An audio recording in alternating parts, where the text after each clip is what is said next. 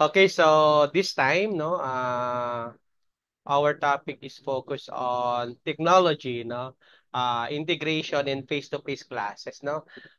Technology integration in Technology integration classes refers to the strategic use of a digital tools and resources to enhance traditional classroom learning. This approach aims to be blend na the best of both worlds, the direct in-person engagement of a physical classroom in the vast educational potential of digital technology. So effective technology integration involves using resources like interactive whiteboards, educational software.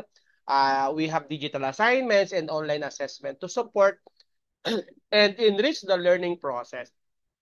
When thoughtfully applied, these tools can foster engagement, support diverse learning styles, and create a more dynamic classroom environment. One of the main benefits of technology integration is to face-to-face classes. In face-to-face classes is the potential to increase student engagement and motivation. Interactive digital tools such as gamified quizzes or multimedia presentation capture students' attention to make learning more enjoyable.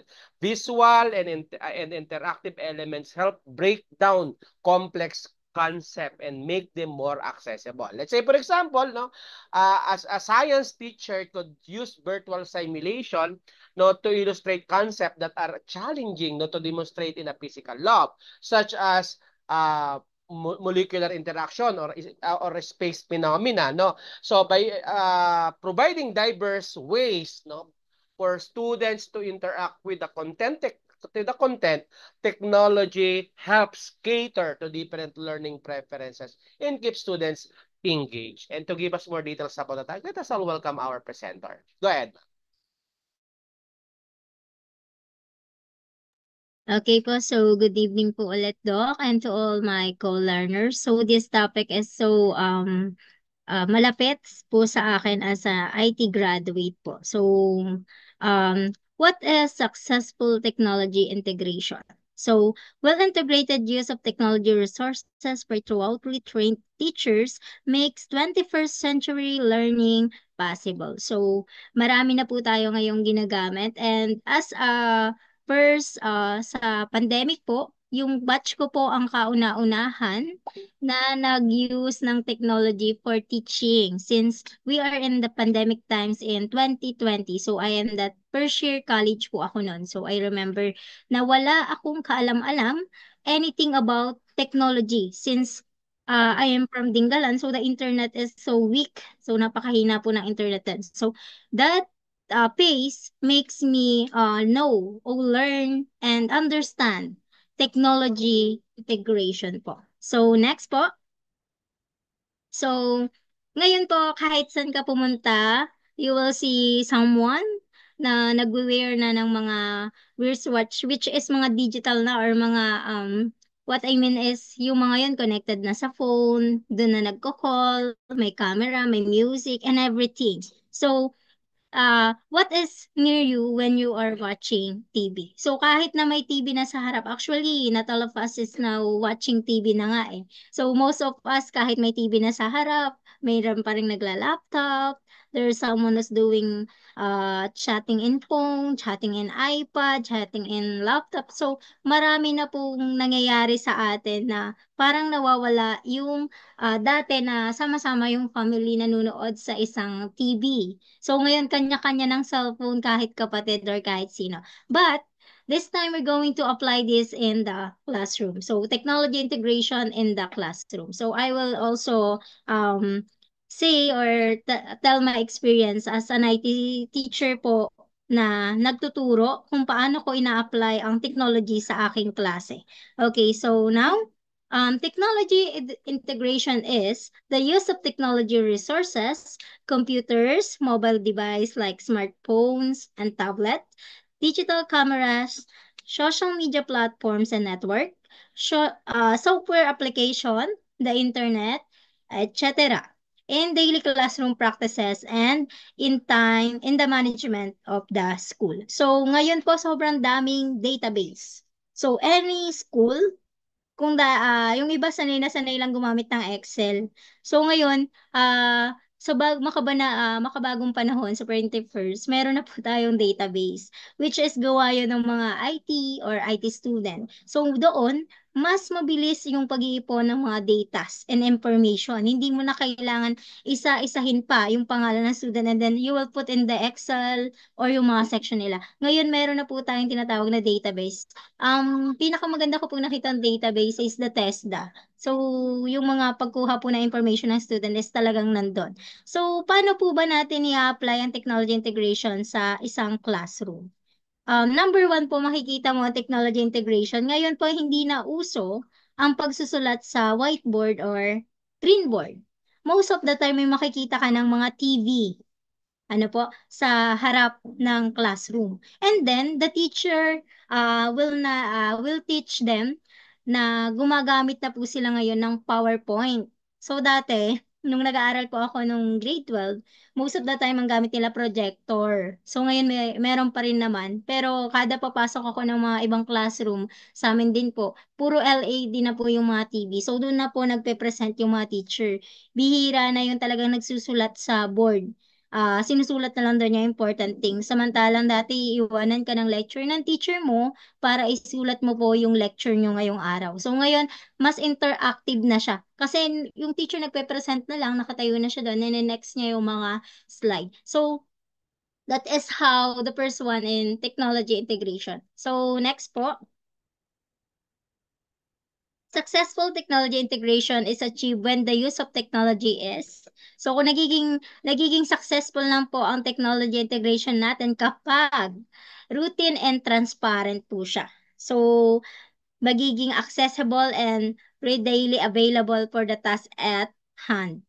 Next po is supporting the curricular goals and helping the students to effectively reach their goal. So I can say that in my class or in my classroom, I can say that I got the successful technology integration. So I'm doing programming subject po kasi. So as a teacher, I search for the software or IDE po nila to program using their laptop. So marami po yun. Marami kang pamimilian. You can have Visual Code Studio, the Java NetBeans. So ngayon ang gamit ko po Intelliject. So paano naman yung student? Syempre lahat po sila wala namang laptop. And then magdadala ba sila ng laptop sa school? Dadalhin ba nila yung PC nila? So no. I'll search for alternative thing na magagamit sila, which is the J Studio. So, magiging accessible siya. Number one, that is, hindi mo na kailangan gumamit ng internet to write the code. So, yun po. Number two, magiging accessible kasi libre naman po ang paggamit noong JStudio. So, yung mga student ko po, yun po ang ginagamit nila in coding. So, I don't know in other, pero siguro po ay ipapasok ko na lang po dito yung mga experiences and ginagamit ko Sige, po ma'am. sa aking Hindi ka pa talaga classroom. nakalis, ma'am, sa first slide. Okay lang, ma'am. Sige, okay. Okay, Ay, sige. nakaalis na po First do. slide pa rin kasi. Sige, ma'am, pasuyo. Okay po. I'm going to search, share again po. So, baka po sa internet ko po dito sa Kabanatuan.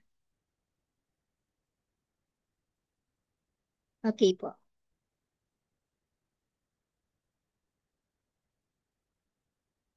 So, kita na po, Doc. Nag-iba na po yung screen.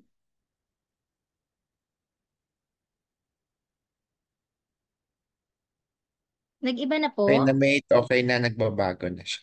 Okay. Sorry po. Sige po. Hingin ko lang. Hindi ko po rin napansin. Okay. So, ulitin ko lang po. Paano po ba nagiging successful ang technology integration sa classroom? So, ulitin ko po. Una is, it is dapat po routine and transparent po dapat siya. Ikalawa po is accessible and readily available for the task at hand. And third po is supporting the curricular goals and helping the student to effectively reach their goals. So, sa coding po kasi, ang hirap mag-code sa whiteboard. So, kahit mahirap po mag-code doon, nagko-code po ako dun sa whiteboard and then the student will follow the code po. Kasi at this time, yung LED po naming TV is hindi po siya naikabit. So, magiging resource po ka pong teacher para magpaliwanag sa harap. And yung ComLab po namin ngayon is ginagawa. So, kailangan mo talagang ipasok pa rin yung technology doon kasi nga IT student po sila. So, next is, we have here the seamless technology integration. So, student choosing technology daily. Number two is access to variety of tools that match the task at hand. Third is provide the student the opportunity to build a deeper understanding of content and depends on the kind of technology available, how much access one has to technology, who is using the technology, and lastly, willingness to embrace technology. Technology is continuous and rapidly evolving. It is an ongoing process and demands continual learning. So, dito po papasok yung sikat po ngayon na Google Meet, Google Classroom, Google Forms. So, lahat po yun kasi is libre pong nagagamit. So, as the Google Sheet po, yung mga libre po. So, kapag po kasi yung mga student, most of the time, hindi naman po available yung ibang software. So, hindi po sila nakakagawa. So, magdi-depends din po tayo kung yung technology na yun na gagamitin nila is available. Meron pa nga po sa kanila, walang cellphone. So, uso pa man din po ngayon yung isasend the teacher sa GCR yung lesson and then the student will download the lesson and then doon po siya magre-review. And other one, uso po ngayon yung magpapaquiz sa Google Form. So, din po sila ah, nagko-quiz. Another one, kung para makapag-quiz, makapag-download ka, kailangan mo ng internet. So, we will have to make sure that they are having uh, available po lahat ng ginagamit natin. Baka mamaya po kasi yung ginagamit po nating software technology na kailangan po nila is may bayad. So hindi naman po nila yon afford. So we have to be mindful po. Marami naman na pong libre ngayon. Sa Canva po, libre naman po. Meron pong for student, for educational purpose. Yung PowerPoint natin, meron din naman po sa Google, meron din po sa Google Sheet, Google Word, meron na po siya lahat. So, I know din po yung WPS is libre po siya. Maliban na lang po kung magko-convert ka ng mga PDF to Word or Word to PDF. So, mga ganun po. So, pwede po nating ihayag or sabihin sa mga student natin yung mga available technology na magagamit po nila. So, as ngayon po na sobrang continuous at napakabilis ng pag-evolve ng technology. So ngayon nga po nasa Java pa lang kami tapos makikita mo marami na namang programming language na kailangang ituro sa mga bata. So ganun po. So rapidly po talaga siya. So next po. So may video po dito. Um, sorry po. Educators concern. So I will just send na lang po siguro yung link since yung internet ko po is hindi po talaga siya maganda ngayon po. Sa ngayon po. Okay po. So next po is when effectively integrated into the curriculum, technology tools can extend learning by providing student and teachers with, so kailangan po, access to up-to-date primary source material, methods of collecting and recording data, ways to collaborate with student, teachers, and experts around the world, opportunities for expressing and understanding via multimedia, learning that is relevant and assessment that is authentic, training for publishing and presenting their new knowledge. So, ito po yung mga effective integration into the curriculum po. So, yung mga technology tools po kasi natin ngayon is sobrang accessible and available. So, kailangan po up to date po siya. So, kung dati ang ginagamit po natin para mag-edit is meron pong ginagamit nun yung para mag-edit ka ng photo, nagpo-Photoshop. So, yun. Hindi na po siyang masyadong ginagamit ng bata ngayon kasi sabi nga nila, may Canva naman. So, bakit ko gagamitin yung Photoshop? Ang hirap-hirap gamitin ng mga controls noon. So, mga ganong pong bagay. So, kailangan up-to-date din po sila sa mga bago ngayon. lalong-lalo na po tayong teacher kasi tayo po yung magtuturo po sa kanila. Yung example po dito sa methods of collecting and recording data. So, kung dati is mano-mano, makikita niyo po yung mga teacher, may mga class record sila, mano-mano talaga. Ngayon, may Excel na, automatically the grades will be computed. Yung mga grades po nila is transmuted na po. Pwede na pong lagyan ng mga sorry po for the for the background.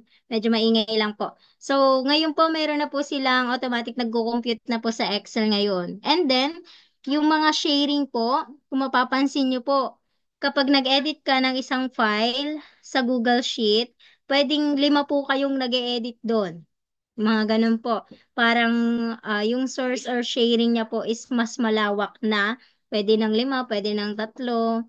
Meron na po kasi tayong mga ganong technology na kung saan mas connected na ang bawat isa. So yun po, connected na po ang bawat isa. Next po is, sorry po. Types of technology integration. So we have here the online learning and blended classroom, a combination of both online and face-to-face education. Ito po ay ginagawa po karamihan ng school. So just like the Catholic Global College and also College for Research and Technology, meron pa rin po silang online class at blended learning.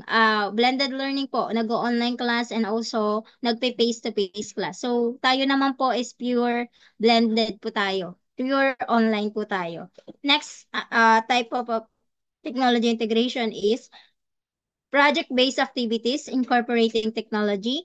Many of most rigorous projects are infused with technology from start to finish. Next po is game-based learning and assessment, incorporating simulations and game-based learning activities into classroom instruction. Next po is learning with mobile and handheld devices. Cell phones, MP4 players, and tablet computers are now being used as learning tools and forward thinking.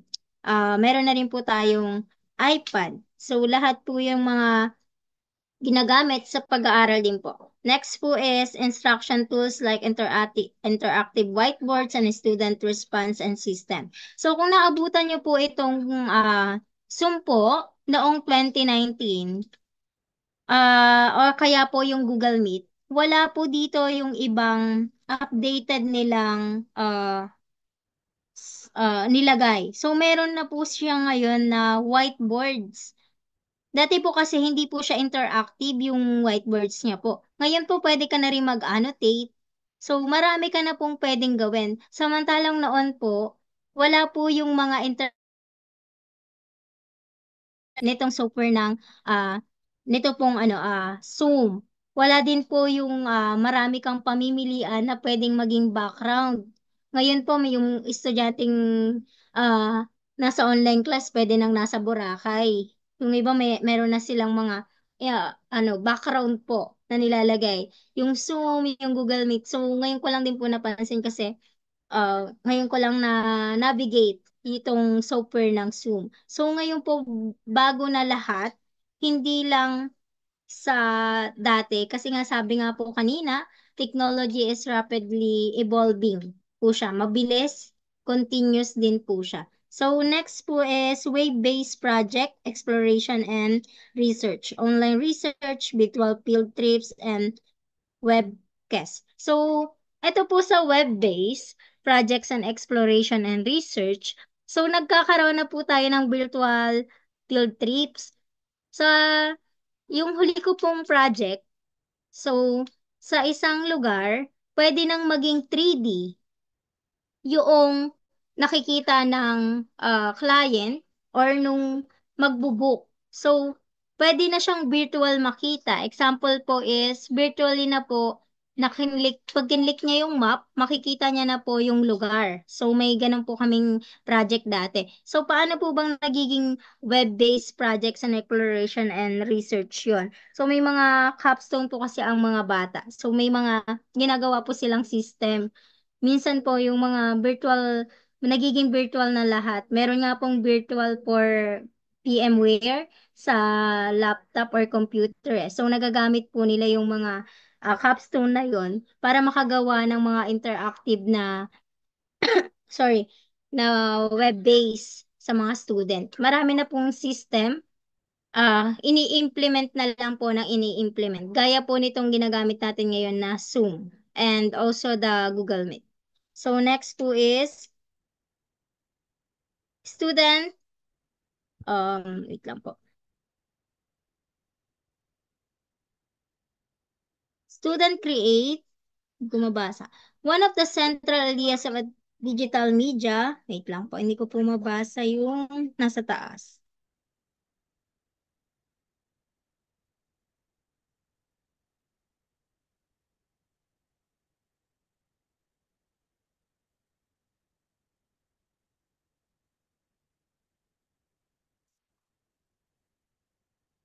Can you read na lang po yung nasa taas? Hindi ko po mabasa. Student create, ano po ba yun? Wait lang po. Kumuha. Ayun po. So, student create media like podcast, video, or slideshow. So, dito po, meron po kaming media club. So, gumagamit sila ng mga video editing, such as, pwede po sa Canva, meron na rin pong CapCut. Sa Microsoft po, meron na rin po siya.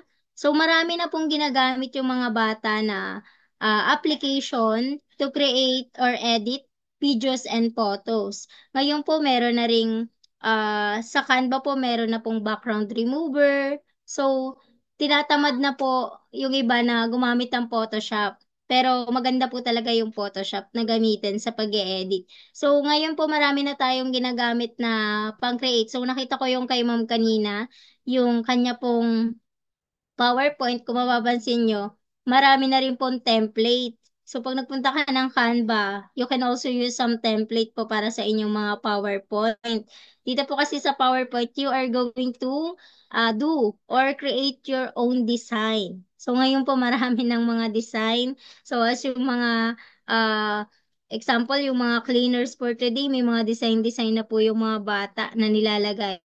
So, talamak po ito noon nang pumayag pa ang DepEd na maglagay ng mga ganun po sa mga classroom, mga design. So, next po is collaborative online tools like Wikis or Google Docs. Connected with others online can be powerful experience both for teachers and for students. So, example po sa Google Docs, yung sinasabi ko po kanina, na kapag connected po ito sa internet, kahit 5 pa po kayong nag-e-edit doon or kaya Google Sheet, ay maaari pong magawa.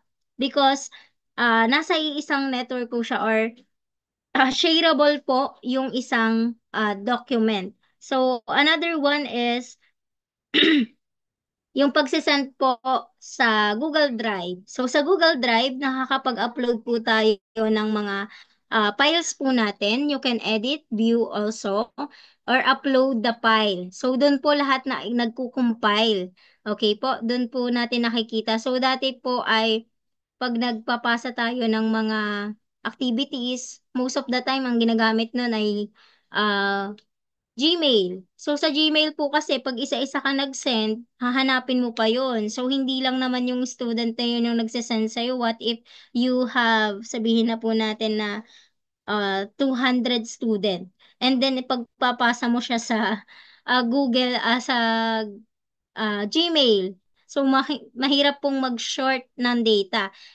Kung pwede naman po natin gawin yung ginagawa natin ngayon na nagsasend tayo ng Google link and then the student will upload their works po doon at gumawa ng sarili nilang folder. So, interactive pa siya, nabubuksan, accessible din sa teachers, accessible din sa students. So, ganun po ka-accessible ang technology natin ngayon. At take note po that is libre lang din po natin magagamit. Depende na lang po kung magsusubscription ka po sa Google. So, next is using social media to engage students. So, ngayon po, syempre, lahat ng bata ay nasa internet na. Facebook, Twitter, Instagram. So, paano po ba natin nagagamit ang social media to engage students? Hindi na po uso ngayon yung, I will call you na lang sa iyong number. Ngayon po, sasabihin mo na sa student, i-chat na lang kita. O kaya sasabihin, i-chat nyo na lang po ma'am sa amin. Na po, hindi na po siya yung tatawagan. Hindi na nga po uso ngayon yung textmate eh. So, mas nag-engage na po tayo using technology talaga mostly on Facebook po. So, may mga GC. Doon na po nag-uusap yung teacher, doon na sila nagsasabi kung anong announcement. Kung maaalala po natin dati, pahirapan pa kung paano malaman kung kailan ang meeting sa barangay. Ano po? Pahirapan pa malaman kung may pasok ba ngayon o hindi. Kasi umuulan, malakas ang ulan, hindi alam ng mga magulang na walang pasok. So ngayon po lahat nasa internet na.